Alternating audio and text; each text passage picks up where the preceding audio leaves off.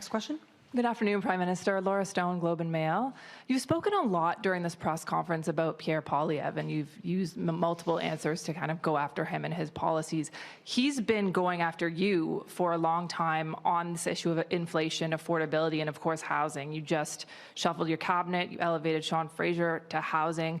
Is there a recognition perhaps or a sensitivity on your part that he has tapped into something that people are very concerned about, and do you feel threatened now by his leadership?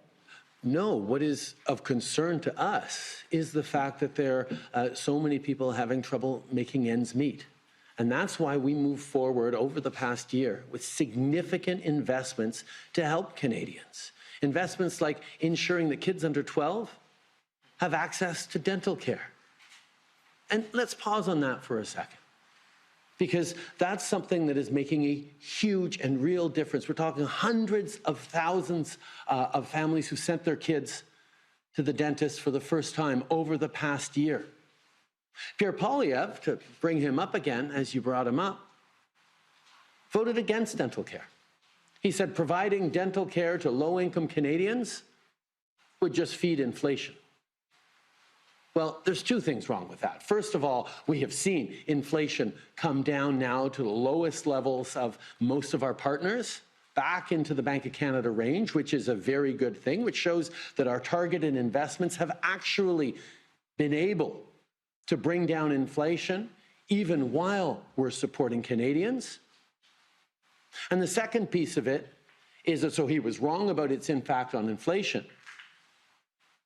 And he chose to vote against and to stand against and try to block in the House delivering of dental care for vulnerable Canadians. Why would you do that? Why would you say that dental care is fine for MPs and their families, and it's not inflationary for people to send their kids to the dentist if you have money to do it, but to let low-income people and people who are otherwise struggling have kids with a brighter smile and vote against that? In the name of protecting from higher inflation, when inflation has steadily been going down?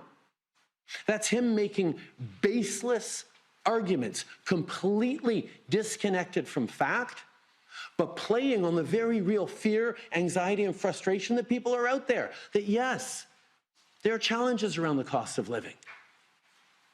But you don't solve problems by scaring people, by stirring up anger. He's hoping that he's going to be able to get votes out of it, but that's not how you build a stronger economy. Confident communities, confident countries invest in themselves. His solution on anything is cut housing supports, cut dental supports, bring forward a two-tier healthcare. You haven't heard him talk about the investments we're making in healthcare because he doesn't want to have anything to say about that. Because these are real measures that are going to be helping Canadians. His answer to everything is cuts and be angry. That's not Canada. That's not how we build a stronger future. That's not how we've gotten through the challenging times we've had in the past.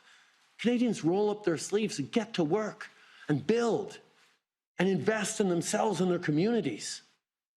That's what we do. We partner with people. We don't pick fights with mayors. That's where the anger that he is drumming up is dangerous for Canadians who would much rather work hard and build a strong future than throw up their hands and say, oh, it's all terrible, it's all broken, let's all stay home. No, that's not who Canadians are.